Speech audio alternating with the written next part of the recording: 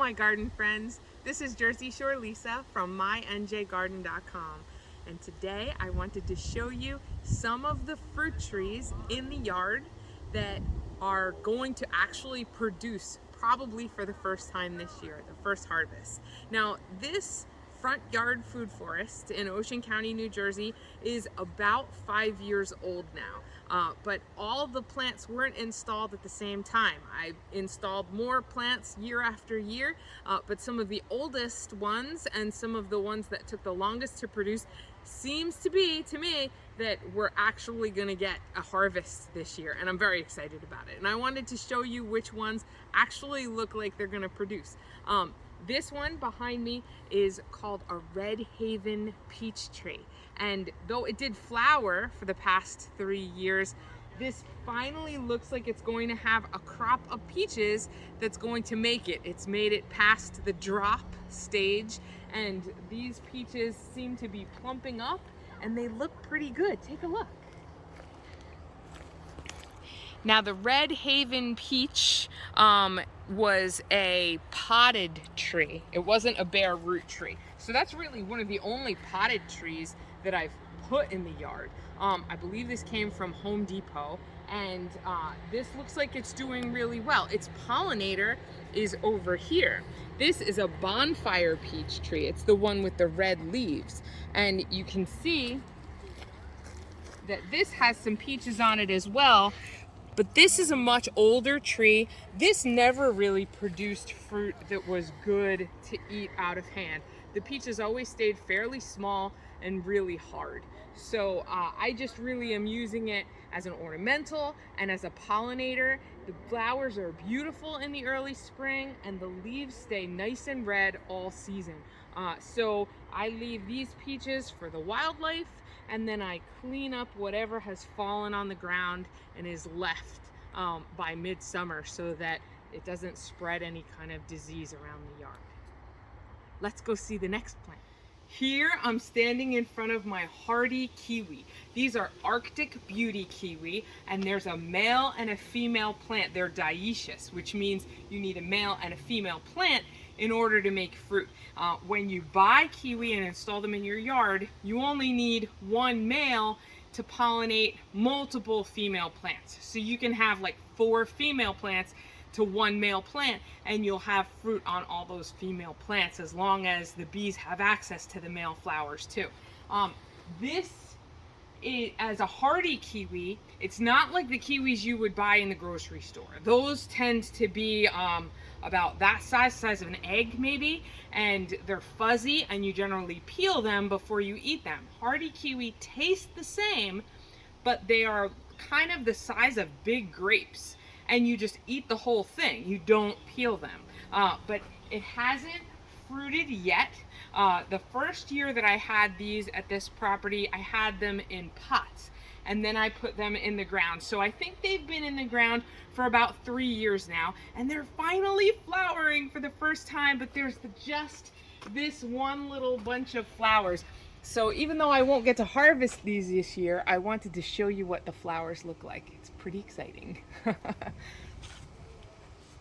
This is the south side of the house. It tends to be the sunnier side of the house, except for the fact that we have these big shady oak trees that throw shade on this side of the yard. So that's why we have this shaded woodland garden over here, and yet it's very productive. I featured this garden bed in an earlier video when I planted ramps, and I'll link to that in the description. But what I wanted to show you for this video, the first fruit that we're gonna get from one of these productive plants, it's from the mayapple. Mayapples are down here underneath this filbert, this hazelnut. So mayapples form a ground cover in shady forests, and they are a really cool shape. They have that umbrella looking leaf around along the top, and they really form like a canopy over the entire forest floor. Now, once a plant, these are perennial, they come back every year, and they'll form a colony. Young plants only have 1 leaf that comes up, but once you find a plant that has 2 leaves, that's old enough to give you fruit. So there's usually going to be 1 flower that happens right between those 2 leaves, and then it will develop. If it gets pollinated, it develops into a fruit. Now this is much loved by wildlife like box turtles, which is a good thing because these plants for humans, they're also known as mandrake, are very toxic.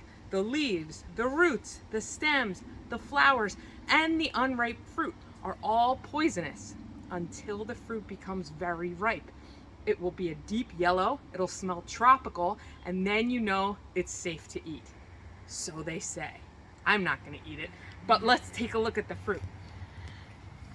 So under here, you can see that right in between those two leaves, there was a flower, and now we're getting our very first mayapple. And we're saving the best for last. These are pawpaws. This is one of 3 pawpaw trees, and these trees actually moved from my old property. So they're pretty old. This is the first fruit I'm getting off these trees, and I planted them, I'm almost embarrassed to say, in 2010. So I've been waiting a long time for pawpaws. I've never tasted them, and now we finally will. All 3 of the trees flowered this year. They are native to New Jersey, though they're difficult to find in wild situations now. In the long ago past, these trees used to be propagated by giant animals like mammoths that would eat the fruit because they were big fruit. They're actually the biggest fruit native to North America, and the seeds are really big. So the mammoths would eat them, and then they'd do their business and spread the seeds around and create more pawpaw trees. That doesn't necessarily happen very often these days. So they're kind of hard to find in the wild in New Jersey anymore. But we've planted them. We got them from a nursery back in 2010. I think back then it was Miller Nursery, but I think it's been bought out since then.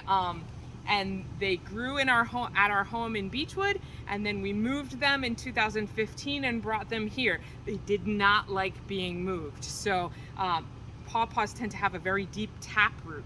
I did dig them out and pop that root and brought them over, and all 3 of them survived, but they took some time to recover. So now all 3 of the trees flowered this year, and this one is the one that's fruiting. Come here and see the young fruit on the tree. There's a little set of fruit. And what's interesting about pawpaw trees is that they aren't pollinated by bees. They're actually pollinated by flies and beetles. So the flowers have a deep burgundy purple color to them, and they have the texture that looks like meat, and they actually smell kind of rotten. So it's supposed to attract beetles and flies and things that would be attracted to meat, but they're flowers, and that's how they get pollinated, and it totally worked.